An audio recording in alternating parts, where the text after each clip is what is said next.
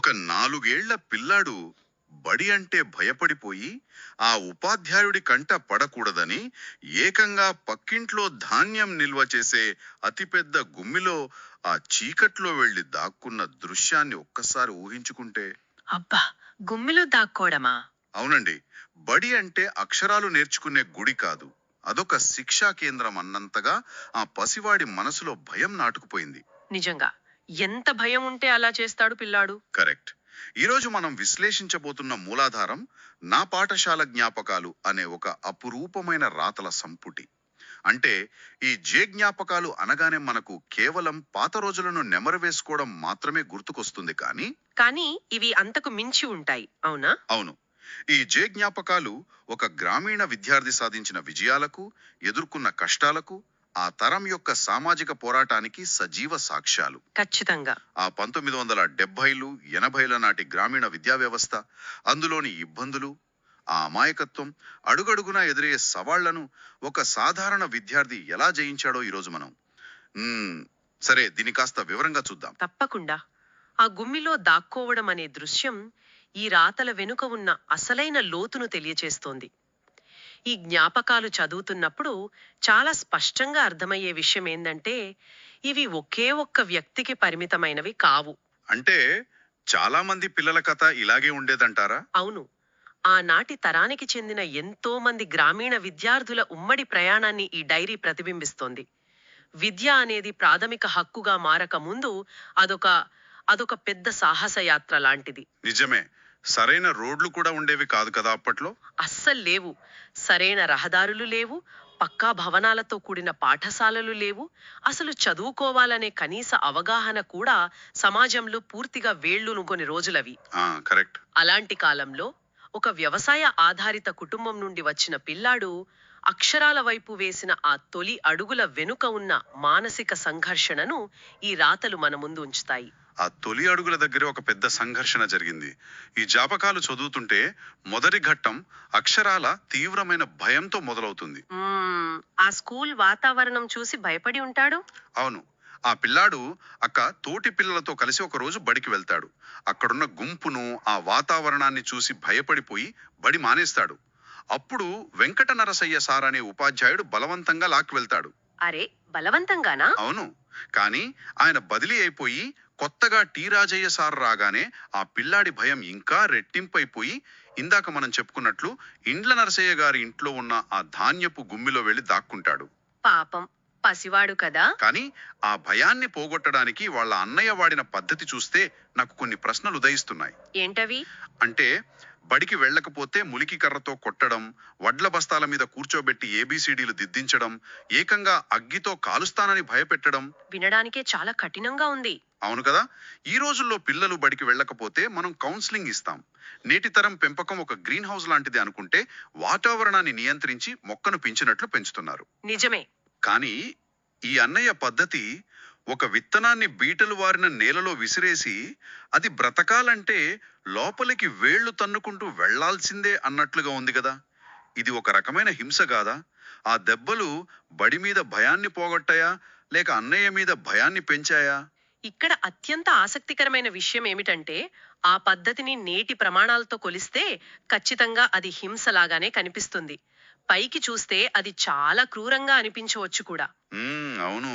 కానీ దీని మనం ఆనాటి సామాజిక, ఆర్థిక నేపథ్యంతో విశ్లేషించాలి. అప్పటికి 10వ తరగతి వరకు చదువుకున్న ఆ అన్నయ్యకు తెలుసు, ఆ వడ్ల బస్తాలే తన తమ్ముడికి శాశ్వత జీవితం కాకూడదని. అంటే ఆ వ్యవసాయ పనుల్లోనే ఉండిపోకూడదు అని. కరెక్ట్. ఆ బురదలో కూరుకుపోకుండా ఉండాలంటే అక్షరమే ఏకైక ఆయుధమని అతనికి తెలుసు. ఆ భయం, ఆ ఒత్తిడి కేవలం హింస కాదు, అదొక తీవ్రమైన బాధ్యత నుండి పుట్టిన ఆవేదన. ఓహో, అంటే ఆ కఠినత్వం వెనుక ఒక పెద్ద ఆశ ఉందన్నమాట. ఖచ్చితంగా. తన తమ్ముడు ఎలాగైనా చదువుకోవాలనే తపన ఆ కఠినమైన చర్యల రూపంలో బయటకు వచ్చింది. ఈ జ్ఞాపకాలలో ఆ దెబ్బలు చెరగని ముద్ర వేశాయి. ఎందుకంటే అవే ఆ తర్వాత ఆ విద్యార్థి భవిష్యత్తుకు పునాదిరాళ్లయ్యాయి. ఆ పునాది విషయం ఇంకోటి ఉంది కదా అందులో. అవును. ఆ పునాది ఎంత బలంగా వేయాలనుకున్నారంటే, 1వ తరగతికి వచ్చాక వంగపల్లి ప్రవీణ్ రావు సార్ బోర్డు మీద రాసిన పదాలు ఆ పిల్లాడు చదవలేకపోయినందుకు మళ్ళీ అ ఆల నుండి నేర్చుకోమన్నాడు. అబ్బా, మళ్ళీ మొదటి నుండి. అవును. అంటే పునాది సరిగ్గా లేకపోతే భవనం నిలబడదు అనే కఠినమైన వాస్తవాన్ని వారు అప్పుడే నేర్పించారు. నిజమే. అలా ఇంట్లో ఉన్న ఆ భయాన్ని, ఒత్తిడిని ఎలాగోలా జయించి బడికి వెళ్ళటం అలవాటు చేసుకున్నాడో అనుకుందాం. కానీ ఆ తర్వాత వ్యవస్థ, బయట ఉన్న ప్రకృతి ఏ స్థాయిలో అడ్డంకులుగా మారాయో చూస్తే చాలా ఆశ్చర్యం వేస్తోంది. అవును. ఆ వాగుల సమస్య కదా! కరెక్ట్. జూన్ 1974లో వైకుంఠం సార్ కొత్తగా పాఠశాలకు వస్తారు. కానీ ఆయన క్రమం తప్పకుండా బడికి రాలేని పరిస్థితి. ఎందుకంటే ఊరికి రావాలంటే మధ్యలో వాగులు ఉండేవి. హ్మ్. వర్షాకాలంలో అవి పొంగి పొర్లుతూ ఉంటాయి. అవును. వర్షాలు పడి వాగులు పొంగినప్పుడు ఉపాధ్యాయుడు రాలేరు. దాంతో పిల్లల చదువు కూడా ఆగిపోయేది. ఇక్కడ నాకో సందేహం కలుగుతోంది. అడగండి. చదువుకోవాలనే కోరిక, పట్టుదల ఎంత ఉన్నా సరే, కేవలం ఒక వాగు పొంగడం వల్ల ఒక తరం విద్యార్థుల భవిష్యత్తు ఆగిపోయే పరిస్థితి ఉండటం భయానకం కదా. చాలా భయానకం. అంటే విద్యా వ్యవస్థ అనేది వారి ప్రతిభ మీద కాకుండా ప్రకృతి కరుణిస్తేనే చదువుకునే అవకాశం ఉండేదనిపిస్తోంది. దీన్ని ఎలా అర్థం చేసుకోవాలి? ఆ! మీరు చెప్పినట్లు అప్పట్లో విద్యా వ్యవస్థకు ఈ మౌలిక సదుపాయాల లేమి ఒక పెద్ద జల్లెడలాగా, అదే ఒక ఫిల్టర్ లాగా పనిచేసింది. కరెక్ట్ పదం వాడారు, జల్లెడ. నదులు, వాగులపై కనీస వంతెనలు లేని ఆ కాలంలో ప్రకృతి కేవలం ఒక భౌగోళిక అడ్డంకి మాత్రమే కాదు, అదొక సామాజిక అడ్డంకి కూడా. అంటే వాగు దాటలేక చదువు మానేసిన వాళ్ళు చాలా మంది ఉండుంటారు. ఖచ్చితంగా. ఆ వాగులు దాటలేక, వర్షాకాలంలో బడులు నడవక ఎంతమంది చదువుకు, అక్షరాలకు దూరమయ్యారో మనం ఊహించుకోవచ్చు. మ్మ్, పాపం. కానీ ఈ మూలాధారంలో ఉన్న విద్యార్థి ప్రయాణం అక్కడితో ఆగిపోలేదు. 3వ తరగతి కోసం వాళ్ళ ఊరి నుండి ఏకంగా 3-4 కిలోమీటర్ల దూరంలో ఉన్న జెడ్పీ వెంకటాపూర్ పాఠశాలకు మారాల్సి వచ్చింది. అబ్బా, 3వ తరగతి పిల్లాడు రోజు 6-8 కిలోమీటర్లు నడవడం అనేది ఈ రోజుల్లో ఊహకు కూడా అందని విషయం కదా. అసలిప్పుడు పిల్లలు బస్సెక్కడానికే ఇబ్బంది పడుతున్నారు. అవును. ఆ నడక కేవలం శారీరక శ్రమ మాత్రమే కాదు, ఒక రకమైన మానసిక పరీక్ష. కానీ ఇక్కడ ఇంకో అందమైన జ్ఞాపకం దాగినుంది. ఆ టిఫిన్ బాక్స్ విషయమే కదా. కరెక్ట్. ఆ సుదీర్ఘ ప్రయాణానికి తోడుగా వాళ్ళ తల్లి 16 రూపాయలు పెట్టి కొనిచ్చిన 4 గదుల అన్నం డబ్బా. ఈ రోజుల్లో 16 రూపాయలు అంటే చాలా చిన్న మొత్తం కావచ్చు. కానీ ఆ కాలంలో అదొక పెద్ద పెట్టుబడి. అదే కదా, ఆ డబ్బా కేవలం అన్నం పెట్టుకునే పాత్ర కాదు, తన బిడ్డ చదువు కోసం ఆ తల్లి చేసిన ఒక మానసిక పెట్టుబడి, ఆశకు ప్రతీక అనిపిస్తుంది. నిజమే, ఆ తల్లి పెట్టుబడికి తగ్గట్లే ఆ ప్రయాణం చాలా పాఠాలు నేర్పింది. మురళి, తిరుపతి, శంకరయ్య లాంటి స్నేహితుల బృందంతో కలిసి ఆ 3-4 కిలోమీటర్లు నడిచే క్రమంలో ఒక గాఢమైన బంధం ఏర్పడింది. అంటే ఆ నడక కష్టాన్ని ఈ స్నేహం మర్చిపోయేలా చేసిందంటారా? అవును. దారి పొడవునా వాళ్ళు ఆడుకుంటూ, పాడుకుంటూ, కథలు చెప్పుకుంటూ వెళ్లేవారు. మౌలిక సదుపాయాల లేమి సృష్టించిన ఆ భయంకరమైన శారీరక కష్టాన్ని ఈ స్నేహం అనే మానసిక తోడు ఎలా మాయం చేసిందో ఈ జగపాకులు చాలా అద్భుతంగా వివరిస్తున్నాయి. వావ్, భలే చెప్పారు. కష్టం అనేది ఒంటరిగా అనుభవిస్తే శిక్షలాగా ఉంటుంది, నలుగురితో పంచుకుంటే అదొక జ్ఞాపకంలాగా మారిపోతుంది. అక్షరాలా నిజం. ఆ నడక వల్లనే ఆ పిల్లాడికి లారీ వస్తుంది అనే ముద్దు పేరు కూడా రావటం భలే విచిత్రంగా ఉంది. బడికి అంత వేగంగా పొరుగెత్తుకుంటూ వెళ్ళేవాడట. అవును, భలే ఉంది ఆ పేరు. అప్పుడప్పుడు వ్యవసాయ పనులకు వెళ్లి బడి మానేస్తే బడి దొంగ అని కూడా పిలిచేవారు. అంటే ఇక్కడ విద్యార్థి జీవితం కేవలం పుస్తకాలకే పరిమితం కాలేదు. అవును, చదువుకోవాలనే తపన, పొలం పనులు రెండూ బ్యాలెన్స్ చేయాలి. కరెక్ట్. ఈ రెండింటి మధ్య సమతుల్యత సాధిస్తూనే వాళ్ళ బాల్యం గడిచింది. కానీ నా దృష్టిలో ఈ ప్రయాణంలో అసలైన మలుపు 7వ తరగతిలో మొదలైంది. ఆ అనారోగ్యం పాలైనప్పుడు కదా. అవును. స్కూల్కి చేరుకోవడం భౌగోళిక పోరాటం అయితే, అక్కడ తమ ఉనికిని, ఆత్మగౌరవాన్ని కాపాడుకోవడం ఒక మానసిక పోరాటం. 7వ తరగతి పరీక్షల సమయంలో ఆ విద్యార్థికి తల్లవ్వ అంటే తట్టు లేదా అమ్మవారు రావడం, ఒళ్లంతా కళ్ళు కూడా కనపడని స్థాయిలో భయంకరమైన కురుపులు రావడం. వింటుంటేనే బాధగా ఉంది. అవునండి. దానివల్ల కేవలం ఒకే ఒక పరీక్ష రాసి ఆగిపోవలసి రావడం, చదువుతుంటేనే చాలా కష్టం అనిపిస్తుంది. ఒక గ్రామీణ విద్యార్థికి అప్పట్లో ఆరోగ్యం అనేది ఎంత అస్థిరమైన విషయమో ఇది స్పష్టం చేస్తుంది. నిజమే. చిన్న జ్వరం వచ్చినా అప్పట్లో పెద్ద సమస్యే. అవును. సరైన వైద్య సదుపాయాలు లేకపోవడం వల్ల ఒక చిన్న అనారోగ్యం కూడా ఒక విద్యా సంవత్సరాన్ని, వాళ్ళ భవిష్యత్తును ఎలా ప్రమాదంలో పడేసేదో ఇది ఒక సజీవ ఉదాహరణ. కానీ ఆ ఆగిపోయిన పరీక్షలు అతని ప్రయాణాన్ని ఆపలేకపోయాయి. ఎలా మళ్ళీ పరీక్షలు రాశాడా? రాశాడు. జూలై 2, 1984న మంచిర్యాలలో ఆ సప్లిమెంటరీ పరీక్షలు రాయడానికి వెళ్ళడం ఒక ఉద్వేగభరితమైన ఘట్టం. ఆ ఆ ప్రయాణం నిజంగా ఒక పెద్ద యుద్ధం లాంటిది. పరీక్ష రాయడానికి లక్షెట్టిపేటలో వాళ్ళమ్మ మొదటిసారి ఒక చొక్కా లాగు కుట్టించడం. అప్పటి వరకు కేవలం చిన్న నిక్కర్లపైనే బతికారు కదా. అవును, ఆ పిల్లాడికి అదొక కొత్త గౌరవం లాంటిది. హాల్ టికెట్ మీద ముద్ర కోసం మళ్ళీ పాత స్కూల్కి సైకిల్ మీద వెళ్ళడం, మంచిర్యాల వెళ్ళడానికి అక్క 14 రూపాయలు ఇవ్వడం. హ్మ్. ఆ డబ్బులు కూడా అప్పట్లో చాలా పెద్ద మొత్తం. కరెక్ట్. అక్కడ అప్పటికప్పుడు పరిచయమైన కొత్త స్నేహితుడు వెంకన్న సహాయం చేయడం, ఇదంతా వింటుంటే ఒక సామాన్య విద్యార్థి ఒక పరీక్ష రాయడానికి ఆ కుటుంబం మొత్తం తమ వనరులన్నీ కూడా తీసుకుని ఎంత పెద్ద పోరాటం చేశారో అర్థమవుతుంది కదా. అవును. ఈ పోరాటం కేవలం విద్యా వ్యవస్థతో చేసినది కాదు. వారి ఆర్థిక, సామాజిక పరిస్థితులతో చేసినది. అంటే ఆ వెంకన్న చేసిన సహాయం కూడా. ఆ వెంకన్న అనే స్నేహితుడు కేవలం 7 రోజులు పరిచయం ఉన్నా సొంత తమ్ముడిలా చూసుకోవడం అనేది ఆనాటి సమాజంలో ఉన్న నిస్వార్థమైన మానవ సంబంధాలకు అద్దం పడుతుంది. ఇన్ని ప్రతికూల పరిస్థితుల్ని ఎదుర్కొని ఆ పరీక్షల్లో ఉత్తీర్ణత సాధించడం అనేది ఆ విద్యార్థిలో అంతులేని ఆత్మవిశ్వాసాన్ని నింపి ఉంటుంది. అవును, కానీ ఆ ఆత్మవిశ్వాసాన్ని దెబ్బతీసే ఒక సంఘటన 9వ తరగతిలో దొనమండ హై స్కూల్లో జరిగింది కదా. ఆ లెక్కల మాస్టారి విషయం. అదే, అక్కడ లెక్కల మాస్టారు శ్యామ్ సుందర్ రావు సార్ ఒక ప్రశ్న అడిగితే చెప్పలేకపోయినందుకు, నీకేం చదువు వస్తుందిరా, లక్షెట్టిపేట జూనియర్ కాలేజీలో చదువుకున్నావు, అక్కడ తిరగడం తప్ప ఏమీ ఉండదు అని అవమానించి ఆ విద్యార్థి చేతిలోని పుస్తకాన్ని లాక్కొని దూరంగా విసిరేశాడు. అది చాలా తీవ్రమైన అవమానం. అవును, ఇక్కడ ఒక విషయం గమనించాలి. ఉపాధ్యాయులు దండించడం అనేది ఆ రోజుల్లో సాధారణమే. కానీ నలుగురు ముందు అలా పుస్తకం విసిరేసి ఆత్మగౌరవాన్ని దెబ్బతీయటం అనేది ఒక రకమైన మానసిక హింస. ఖచ్చితంగా. అయితే ఆ పుస్తకం విసిరేసిన క్షణమే అతనిలో ఒక మొండి పట్టుదలను రగిలించింది. ఎవరైనా మనల్ని తక్కువ అంచనా వేసినప్పుడు వారిని తప్పు అని నిరూపించాలనే కసితోనే అసలైన విజయాలు, ఆ ప్రతిభ బయటకు వస్తుంది కదా. ఈ విశ్లేషణలో మీరు లేవనెత్తిన పాయింట్ చాలా ముఖ్యమైనది. ఉపాధ్యాయుడు చేసిన ఆ చర్య వెనుక బహుశా ఆనాటి సామాజిక వర్గభేదాలు లేదా పక్షపాత ధోరణి ఉండి ఉండవచ్చు. ఆ కోణం కూడా ఉండొచ్చు. కానీ ఆ అవమానాన్ని ఆ విద్యార్థి తీసుకున్న విధానం అతని మానసిక పరిణితిని చూపిస్తోంది. ఆ సంఘటనను అతను కుంగిపోవడానికి కారణం చేసుకోలేదు, దాన్ని ఒక ఇంధనంగా మలుచుకున్నాడు. అవును, ఇంకా బాగా చదివాడు కదా. ఆ కసితోనే మరింత శ్రద్ధగా చదివాడు.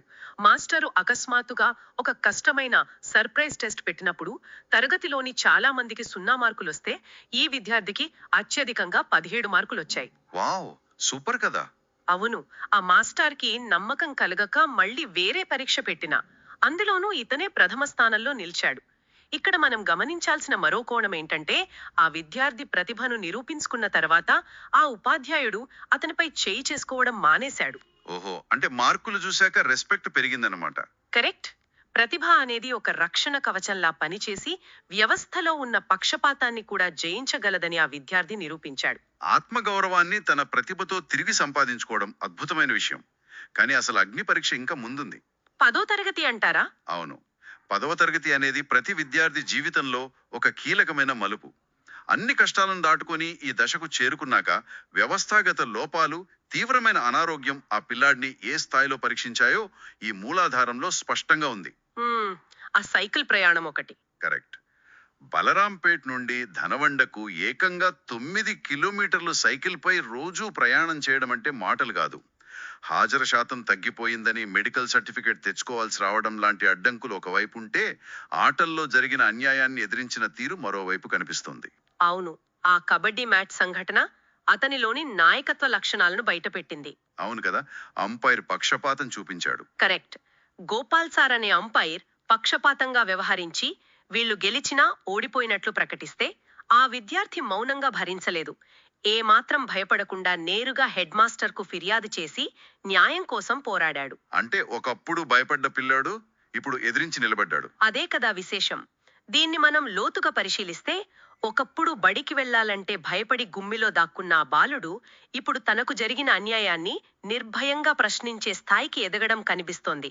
అసలైన విద్య అంటే కేవలం పుస్తకాల్లో ఉన్నవి చదవడం కాదు, సమాజంలో తన హక్కుల కోసం నిలబడటం నేర్చుకోవడం అని అతను నిరూపించాడు. అబ్బా, ఈ పరిణామం అద్భుతం. ఇక 10వ తరగతి తుది పరీక్షల సమయానికి వీళ్ళు పడ్డ కష్టాలు చూస్తే, చదువుకోవటానికి లక్షెట్టిపేటలో నెలకు 150 రూపాయల అద్దెకు ఒక గది తీసుకున్నారు. ఆ రోజుల్లో అదొక పెద్ద స్ట్రగల్. రాత్రిపూట నిద్ర రాకుండా ఉండటానికి కళ్లకు జండుబాం రాసుకుంటూ, సరియైన పౌష్టికాహారం లేక కేవలం అంబలి తాగుతూ, రోడ్ల మీద కళ్ళు తిరిగి పడిపోతూ పరీక్షలకు సన్నద్ధమయ్యారు. చాలా బాధాకరం అసలు. ఇదంతా జరుగుతుండగా అప్పటి విద్యాశాఖ మంత్రి ముద్దు కృష్ణమనాయుడు గారి సమయంలో ఒక వార్త రేడియోలో వచ్చింది. లెక్కల ప్రశ్నపత్రం లీక్ కావడం వల్ల పరీక్షలు రద్దయ్యాయని. ఇక్కడ నేను ఒక విషయం అడగాలనుకుంటున్నాను. చెప్పండి. ఒక పేపర్ లీక్ అవడం అనేది ధనిక పట్టణ విద్యార్థులకు కేవలం ఒక చిన్న అసౌకర్యం మాత్రమే. కానీ ఇలా గది అద్దె కట్టుకోలేక పస్తులుంటూ చదువుకునే ఒక పేద గ్రామీణ విద్యార్థికి ఇది ప్రాణ సంకటం లాంటిది కదా. వ్యవస్థ చేసిన తప్పుకు సామాన్యుడు ఎందుకింత మూల్యం చెల్లించాలి? ఇది వ్యవస్థలోని అత్యంత క్రూరమైన కోణం. మీరు సరిగ్గా చెప్పారు. పట్టణాల్లో సౌకర్యాలున్న విద్యార్థికి పరీక్ష వాయిదా పడటం అనేది మరొక అవకాశం కావచ్చు. కానీ వీళ్ళకి అలా కాదు కదా. అవును. రోజువారీ వనరుల మీద ఆధారపడి బతికే ఈ సామాన్య విద్యార్థులకు ఇదొక మానసిక మరియు శారీరక విధ్వంసం. ఆ పేపర్ లీక్ కావడం అనేది కేవలం విద్యా వ్యవస్థ వైఫల్యం కాదు, అది రాత్రిమవ్వళ్లు కష్టపడిన వారి కలల మీద నీళ్లు చల్లడం. నిజమే. పరీక్షలు రద్దయిపోయాయన్న నిరాశతో పాటు అదే సమయంలో ఆరోగ్యపరంగా కూడా అతను ఒక భయంకరమైన పరిస్థితిని ఎదుర్కొన్నాడు. ఆ అనారోగ్యం ఎపిసోడ్ చదువుతుంటే నిజంగా దిగ్భ్రాంతి కలుగుతోంది. తీవ్రమైన జ్వరం రావడం, దవడల కింద గవద బిళ్ళలు, దాన్నే మన పల్లెల్లో పోచమ్మ లేదా గడ్డ అని కూడా అంటారు కదా, రావడం జరిగింది. అబ్బా, ఆ నొప్పి చాలా దారుణంగా ఉంటుంది. అవును. ఆ నొప్పిని భరించలేక, వైద్యం చేయించుకోవడానికి కనీస వనరులు లేక, ఆ విద్యార్థి గొర్రెలవాగు దగ్గర ఉన్న ఒక మేడి చెట్టు దగ్గరకు వెళ్లి ఆ మేడి పాలు తీసుకువచ్చి రాసుకున్నాడు. పాపం, ఆధునిక వైద్యం అందుబాటులో లేని నిస్సహాయ స్థితి అది. అదే కదా. ఒకవైపు ప్రాణాలు తీసే జ్వరం, మరోవైపు మేడిపాలు రాసుకునేంత తీవ్రమైన పేదరికం, దానికి తోడు వ్యవస్థలో లోపం వల్ల పరీక్షల రద్దు. ఇన్ని ఎదురు దెబ్బలు తగిలినా ఆ విద్యార్థి చదువుని ఎందుకు వదిలేలేదు? అసలు ఇలాంటి విపత్కర పరిస్థితుల్లో ఆ మానసిక బలం ఎక్కడి నుండి వస్తోంది? ఇదంతా వదిలేసి తిరిగి తన పొలం పనులకు వెళ్ళిపోవచ్చు కదా. దీన్ని మనం విశాల దృక్పథంతో చూస్తే అవును, వెళ్ళిపోవచ్చు. కానీ అతను వెళ్ళలేదు. ఆ బలం అతని జ్ఞాపకాల నుండి, అతను చూసిన వాస్తవాల నుండి వస్తోంది. అంటే పాత కష్టాలే బలాన్నిచ్చాయంటారా? ఖచ్చితంగా. తనన్నయ్య వడ్ల బస్తాల మీద కూర్చోబెట్టి నేర్పించిన పాఠం, తన తల్లి 16 రూపాయలు పెట్టుకొనిచ్చిన డబ్బా వెనుకున్న ఆశ, 3 కిలోమీటర్లు నడిచినప్పుడు పడ్డ కష్టం, ఈ జ్ఞాపకాలన్నీ ఒక అంతర్గత శక్తిగా మారాయి. వావ్, ఆ జ్ఞాపకాలు నిజంగా ఒక ఆయుధంలా పనిచేశాయి. లక్ష్యం ఉన్నప్పుడు ఎన్ని అడ్డంకులొచ్చినా అవి కేవలం ప్రయాణంలో భాగం మాత్రమే అని అతను బలంగా నమ్మాడు. ఆ మేడిపాలు రాసుకోవడం అనేది కేవలం ఒక నాటు వైద్యం కాదు, అది బ్రతికి బట్ట కట్టాలని, ఎలాగైనా పరీక్షలు రాయాలనే ఒక మనిషి యొక్క అంతిమ పోరాటానికి నిదర్శనం. నిజమే. ఆ పట్టుదల ముందు అన్నీ చిన్నపోయాయి. డబ్బుల్లేవు, ఆరోగ్యం సహకరించలేదు, వ్యవస్థ అండగా నిలబడలేదు. అయినా సరే ఆ నొప్పిలోని అతను పరీక్షలు రాశాడు. చివరకు 3rd క్లాస్లో పాసయ్యాడు. పాసయ్యాకైనా ప్రశాంతత దొరికిందా? లేదు. పాసైన తర్వాత కూడా పై చదువులకు వెళ్లడానికి చేతిలో చిల్లిగవ్వలేదు.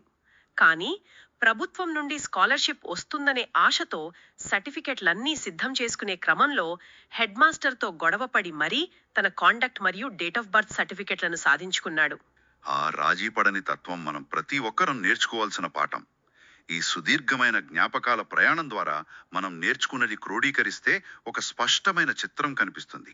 అవును, చాలా గొప్ప ప్రయాణం ఇది. ఒకప్పుడు వడ్ల బస్తాల మీద ఏబీసీడీలు నేర్చుకున్న పిల్లాడు మధ్యలో వాగుల అడ్డంకులను దాటుకుంటూ, జ్వరంతో ప్రాణాలు పోయే పరిస్థితి వచ్చినా తట్టుకుంటూ, ఉపాధ్యాయులు అవమానించినా తిరిగి తన ప్రతిభతో సమాధానం చెబుతూ, అవును, వ్యవస్థాగత లోపాలు పేపర్ లీక్ రూపంలో పరీక్షించిన వాటన్నింటినీ తన మొక్కవని దీక్షతో జయించి ఆ 10వ తరగతి సర్టిఫికెట్ చేతపట్టుకునే స్థాయికి ఎదగడం అనేది మానవ సంకల్పానికి ఒక అద్భుతమైన నిదర్శనం. ఈ జ్ఞాపకాలంటే కేవలం గడిచిపోయిన కాలాన్ని నిరాశతో తలుచుకోవడం కాదు, మనలోని బలాన్ని ఎప్పటికప్పుడు రగిలించుకోవడానికి అవసరమైన ఇంధనం అని ఈ డైరీ నిరూపించింది. అక్షరాల నిజం. ఆ జ్ఞాపకాలే అతన్ని ఒక ఉక్కులాగా మార్చాయి. ఆనాటి కాలంలో వాళ్ళు పడిన ఆ శారీరక మానసిక క్షోభ వృధా కాలేదు. అంటే ఆ కష్టాలే వాళ్ళని స్ట్రాంగ్ గా చేశారంటారా? ఖచ్చితంగా.